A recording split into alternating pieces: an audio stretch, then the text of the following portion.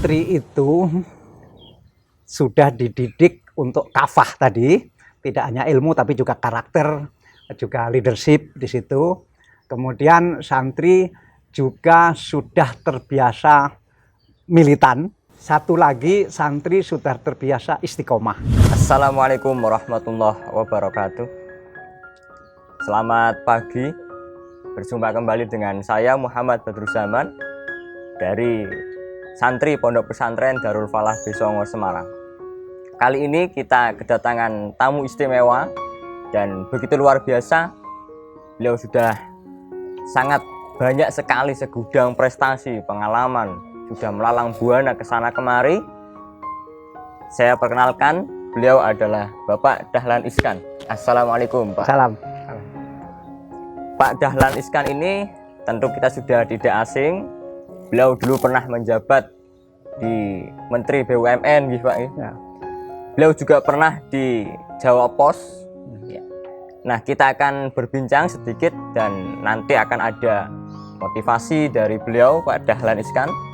Dan juga kita akan secara mengalir ya ngobrol apa saja yang kira-kira ada dalam diri Pak Dahlan Iskan ini. Baik, Pak Dahlan. Yap. Melihat sosok jenengan ini ya, saya merasa langsung deg-degan ini. Oh. Ya, baik. Mungkin begini Pak Dahlan ya. Kira-kira ada bekal yang harus apa diperjuangkan oleh teman-teman santri, khususnya santri Darul Falah Besongo, yang itu adalah sebuah tips jitu atau mungkin strategi yang ciamik dari Pak Dahlan. Mungkin seperti itu ya. Ya, Anda mahasiswa semester berapa? Semester 4 ya. Semester 4. Jadi pagi kuliah di kampus di UIN Wali Di Songo. kampus UIN. Setelah itu mondok di sini. Di sini ya. Di sini. Malamnya Ya. sampai 24 jam tetap di sini. Ya, jadi mukim di sini. Mukim di sini. Nah, saya kira Anda sudah menempuh jalan hidup yang terbaik karena Anda bisa mendapatkan ilmu di kampus, Anda bisa mendapatkan tambahan ilmu di Ma'had ini, di pondok ini, dan Anda bisa yang disebut memperoleh transfer karakter. Itu yang tidak diperoleh oleh mahasiswa yang hanya kuliah di kampus. Karena di pondok ini, pondoknya di sekitar rumahnya Kiai Imam, yang juga rektor. Kemudian dari situ Anda belajar 24 jam. Pertama belajar ilmu, kedua belajar karakter. Nah, belajar karakter ini yang tidak bisa ditemui di kampus. Karena Anda tiap hari melihat Yai Anda, Yai Imam, Anda tiap hari memperhatikan bagaimana Yai Imam ini bertingkah laku, bertindak, mengambil keputusan, dan itu namanya belajar karakter. Nah, dengan demikian Anda bisa dapat ilmu, Anda bisa dapat ilmu tambahan, Anda bisa dapat belajar karakter dari Yai Anda, yang tentu adalah Kiai yang jadi panutan Anda. Di samping itu, Anda juga belajar leadership, jadi komplit. Jadi seperti Anda inilah cara menyiapkan masa depan yang terbaik. Ya. Kira-kira kalau memang di pesantren ini adalah sesuatu yang kompleks atau tadi disebutkan belajar karakter, lalu tentunya ilmu pengetahuan agamanya. Nah, lalu apa yang kemudian perlu disiapkan? Tantangan hari ini teknologi, era disrupsi, banyak sekali. Misalnya tentang kepenulisan nih. Karena Pak Dahlan Iskan ini sosok yang jurnalistik juga ya ternyata.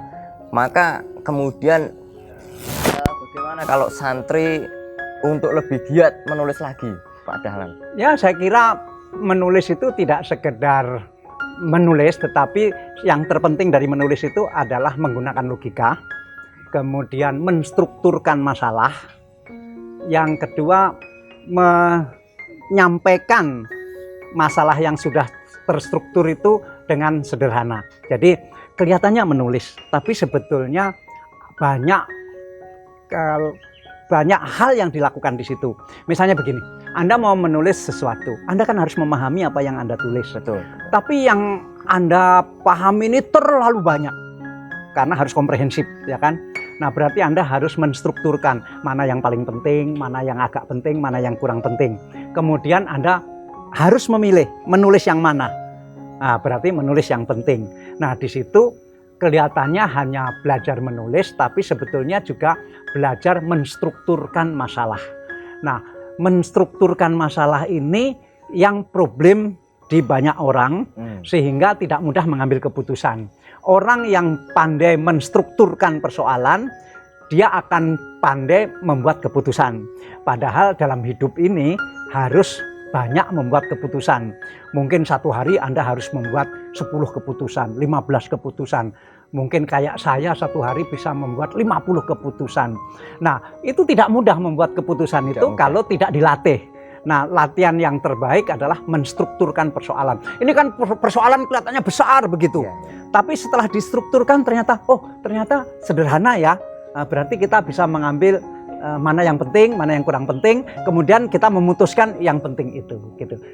Ya, jadi memang ternyata dari Pak Dahlan ini dari menulis ternyata struktur tadi yang telah dibentuk itu pengalaman hidup dari cara hidupnya struktur seperti itu ya. Ya seperti ini, Anda mahasiswa tapi Anda sudah berani podcast dengan saya. Ini menurut saya satu langkah yang sangat penting karena kelihatannya sederhana podcast ngomong-ngomong. Tapi kan Anda harus memahami persoalan, harus mempelajari siapa saya, kemudian harus bertanya apa, kemudian harus set up tempat yang baik seperti apa. Kebetulan di pondok Anda ini ada tempat yang sangat bagus untuk podcast misalnya, tapi kan Anda harus mencari sudutnya mana, bagaimana pencahayaan, itu semua adalah pelajaran dalam kehidupan. Iya, jadi begitu teman-teman santri, semuanya memang harus dipersiapkan seperti itu ya.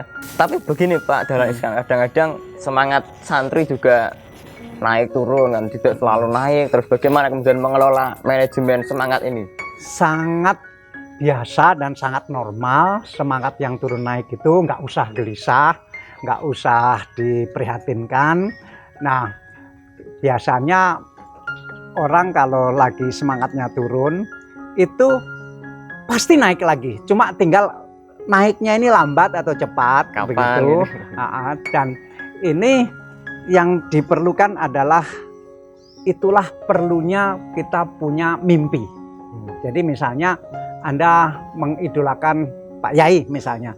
Kok Pak Yai ini kan kok nggak pernah berhenti bersemangat ya? Aku juga harus seperti itu. Nah, biasanya kalau ingat contoh-contoh yang baik, Anda cepat kembali bersemangat lagi. Jadi harus punya mimpi ya. Mimpi apa yang kemudian hari ini mungkin belum tercapai dari jenengan? Tentu saya ini golongan orang yang mimpinya itu bertahap.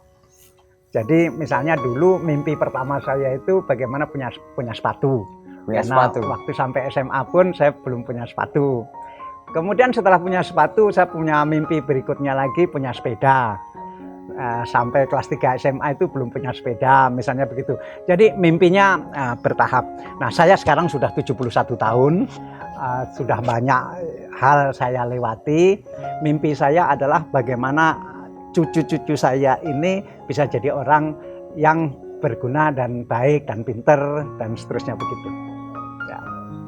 Ya, memang perjalanan hidup dan mimpi itu tadi menyesuaikan dengan dinamika kehidupan ya Pak Dahlan. Ada kemudian mungkin kalimat pesan atau pepatah atau mungkin apa ya semacam motivasi untuk santri-santri Darul Falah khususnya Pak Dahlan. Ya, santri itu sudah dididik untuk kafah tadi, tidak hanya ilmu tapi juga karakter, juga leadership di situ. Kemudian santri juga sudah terbiasa militan. Satu lagi, santri sudah terbiasa istiqomah. Nah, sebetulnya menggunakan logika sudah berkarakter, kemudian militan, kemudian istiqomah, sudah lengkap. Anda sudah lengkap. Saya tinggal bagaimana Anda menggunakan apa yang sudah Anda dapat ini untuk kehidupan yang akan datang. Hanya itu saja. Terima kasih.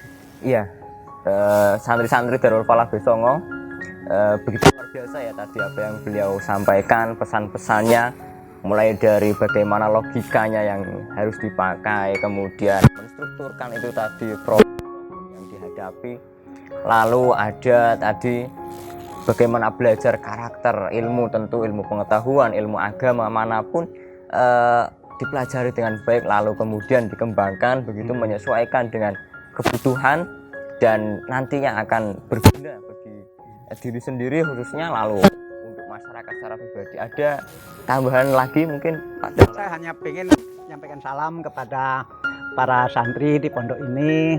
Saya tentu salut bahwa Anda memutuskan tidak hanya di kampus tapi juga pondok. Berarti Anda sudah memilih jalan yang benar untuk menyiapkan masa depan Anda. Amin, amin, amin. Jadi beruntung sekali kita ya teman-teman santri, sekaligus di kampus juga kita berkesempatan untuk di pondok pesantren, khususnya di pondok pesantren Darul Falah Besongo. Sehingga kata Pak Dahlan ini tadi, kita berada di jalan yang benar. Semoga ihdinas siratal mustaqim. Terima kasih. Makasih, Pak Dahlan, makasih, atas makasih. kesempatannya begitu luar biasa. Saya Makasih. sampai terkagum ya. Jadi sulit untuk saya Loh, bisa. saya yang kagum dengan Anda. Saya dulu ketika muda seperti Anda, saya tidak punya kesempatan belajar sampai universitas seperti Anda. Jadi justru saya kagum dengan Iya. Anda dan teman-teman Anda. Terima kasih Pak Ya, Dahlan. makasih.